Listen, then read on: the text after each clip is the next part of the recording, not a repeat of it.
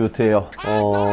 오늘 풀어볼 썰은 CPU 쿨러라든지 케이스 쿨러, 그래픽카드 쿨러 등등 여러 쿨링 솔루션에 관해서 설명을 해드릴 건데요. 일단 가장 첫 번째로 중요한 거는 CPU 쿨러에 관해서 설명을 한번 해볼게요. CPU 쿨러는 크게 두 가지로 나뉘게 됩니다. 첫 번째로는 공냉 쿨러고 두 번째로는 수냉 쿨러라고 볼 수 있어요. 근데 이 두 가지를 또 세분화적으로 나누면은 공냉 쿨러 내에서는 플라워형 쿨러랑 파워형 쿨러 두 가지로 나눌 수 있고요. 수냉 쿨러에서는 일체형 수냉과 커스텀 수냉으로 나누어서 총 4가지 구성으로 볼 수 있을 것 같습니다. 먼저 공냉 쿨러에 대해서 설명을 해드리면은 플라워형 쿨러, 우리가 흔히 CPU를 사면은 기본적으로 들어져 있는 쿨러들이 있죠. 인텔 같은 경우에는 초코파이로 불러지는 인텔 D쿨, 그리고 AMD 경우에는 라이젠 레이스맥스라든지 레이스 플라워 등등 여러가지 플라워 제품들 확인할 수 있습니다. 그 이외에 서멀테이크라든지 사말시스라든지 녹투아 이런 곳에서도 플라워형 쿨러를 많이 만들어내고 있는데 기본 쿨러와 크게 성능 차이는 발생하지 않는 제품들이 많습니다. 다만 플라워형 쿨러가 가지는 장점은 그만큼 높이가 낮다 보니까 케이스가 작은 케이스들을 사용하시거나 혹은 플라워형 쿨러들 같은 경우에는 넓은 애들이 있어요, 방열판들이. 그런 애들은 ITX 메인보드나 혹은 MATX 메인보드를 사용하시는 분들께는 전원부 쿨링까지 같이 되는 경우가 있다라고 보시면 될 것 같아요. 그럼 이제 타워형 쿨러 같은 경우에는 우리가 요즘 흔히 볼 수 있는 제품들이에요. 겟맥스 400 제품이라든지 그 이외에 뭐 서멀의 트리니티, 그리고 공냉 끝판왕들에서는 녹투아라든지 어쌔신들이 있는데 겟맥스 400 같은 경우에는 히트싱크가 하나밖에 없기 때문에 싱글 타워형 공냉 쿨러라고 하고요. CR-2000 녹투아 같은 경우에는 히트싱크가 2개가 있죠. 그렇기 때문에 트윈 타워형이라고 흔히들 부르기도 합니다. 싱글 타워형, 트윈 타워형 성능은 당연히 트윈 타워형이 훨씬 더 뛰어나다고 볼 수 있고요. 다만 트윈 타워형 같은 경우에는 가격이 좀 비싸거나 하는 경우도 있고요. 높이가 좀 높다 보니까 케이스의 CPU 쿨러 장착 높이를 꼭 확인해 주셔야 하는 부분도 있습니다. 그리고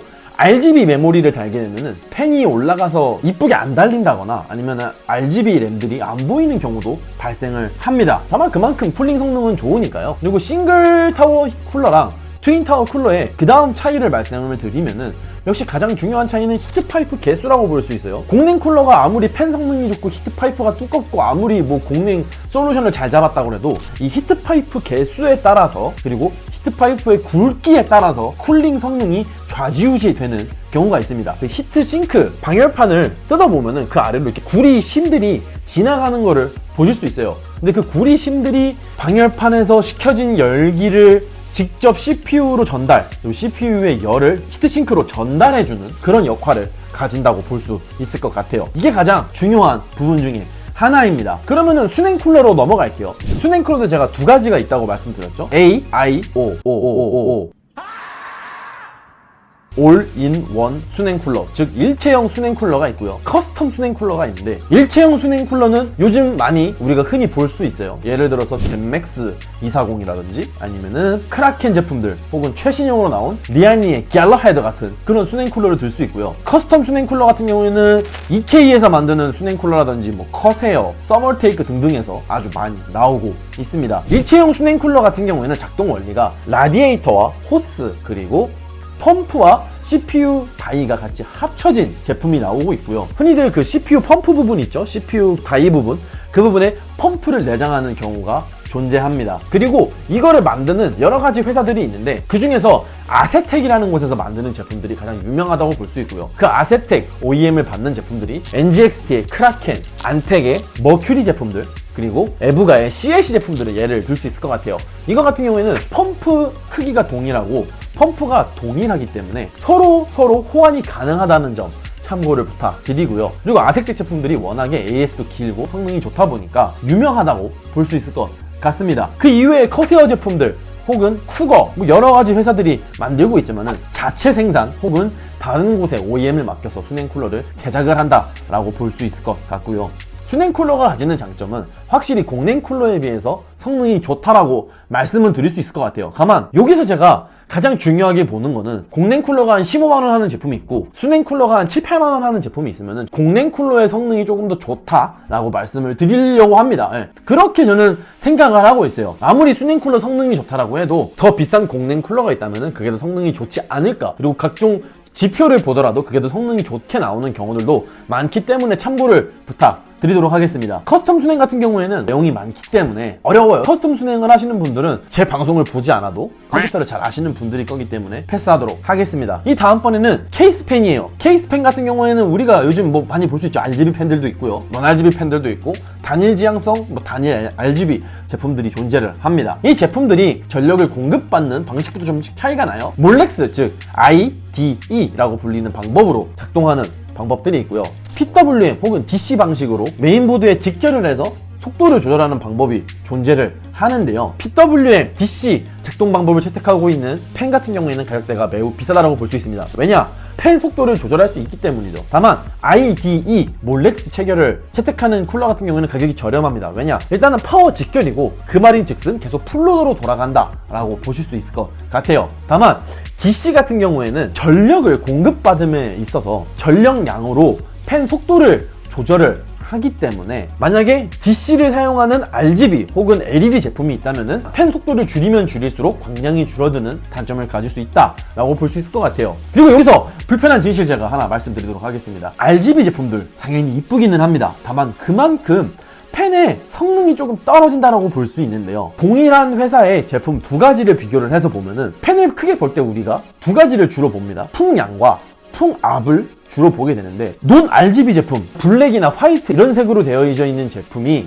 RGB 제품보다 풍량과 풍압이 더 좋다라고 볼 수 있습니다. 그렇기 때문에 RGB 제품이 아무리 이쁘다라고 해도 정숙성 그리고 펜 성능은 논 RGB 제품이 더 좋다라고 말씀을 드릴 수 있을 것 같고요. 그리고 풍량과 풍압에 대해서도 설명을 좀 드릴게요. 풍량은 말 그대로 바람의 세기를 말을 합니다. RPM도 당연히 중요하죠. RPM, 즉 분당 회전수를 뜻하는데 RPM이 높은 제품일수록 풍량이 좋고 풍압이 좋다? 이거는 아닙니다.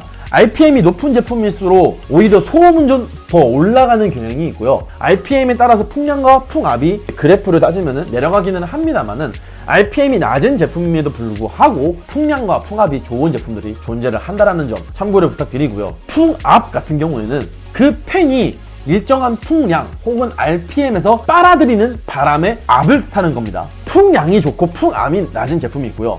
풍량이 낮은데도 풍압이 높은 제품이 있습니다. 그럼 여기서 풍량은 말 그대로 바람의 양이고 풍압은 바람의 압이라고 볼 수 있죠. 이 바람의 압이 높으면은 전면에 메쉬 필터를 달았거나 아니면은 수냉쿨러 라디에이터들이죠. 이런 거를 장착했을 때 바람의 압이 강하기 때문에 좀 더 많은 양의 바람을 빨아들인다는 게 아니라 그만큼 빨리 열을 식혀줄 수 있다. 뭔가 장애물이 있다 하더라도 방해받지 않고 많은 양의 바람을 때려 넣을 수 있다라고 보시면 될 것 같고요. 그런 게 없는 케이스에서는 풍량만 따져서 보시면 될 것 같아요. 그 이외에 쿨링 솔루션에 대해서는 SSD 히트싱크라든지 일반적인 방열판 등도 볼 수 있는데 메모리 방열판, SSD 방열판 당연히 있으면 조금 더 좋기는 합니다만은 그렇게 크게 의미는 없어요. 다만 SSD의 경우 장착하는 위치에 따라서 그래픽카드 바로 아래거나 아니면은 좀 발열이 많은 메인보드 부분에 장착이 되어 있는 경우에는 사용해 주시는 게 당연히 좋다라고 볼 수 있고요. 간혹 들어서 그래픽카드에 순행을 다시는 분들도 있어요. 그래픽카드에 순행을 다는 거 상당히 좋은 거기는 합니다. 왜냐?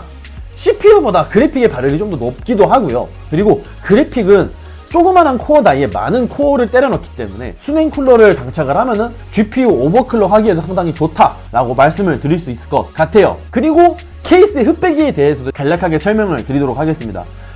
내부의 열을 빼는 거에 있어서는 밖에 있는 차가운 바람을 넣는 것보다도 내부에 있는 열을 빼내는 게 더 중요하다라고 말씀을 드렸었는데요. 특히 내부에 있는 열을 빼내는 게 왜 중요하느냐, 그만큼 내부에 있는 열을 빨리 식혀줄 수 있다라고 설명을 드릴 수 있고요. 내부의 열을 빼낸다라는 것 자체가 내부에 있는 열기를 줄여준다라는 것과 동일하다라고 볼 수 있을 것 같아요. 그리고 차가운 공기는 아래에, 뜨거운 공기는 상부에 있기 때문에 뜨거운 공기를 빼내는 것, 즉 후면 상단팬과 상단팬의 역할이 매우 중요하다라고 볼 수 있을 것 같습니다. 여러분, 오늘 영상은 여기까지고요. 구독과 좋아요, 알람 설정까지 꼭 부탁드리도록 하겠습니다. 여러분, 오늘도 시청해주셔서 감사합니다.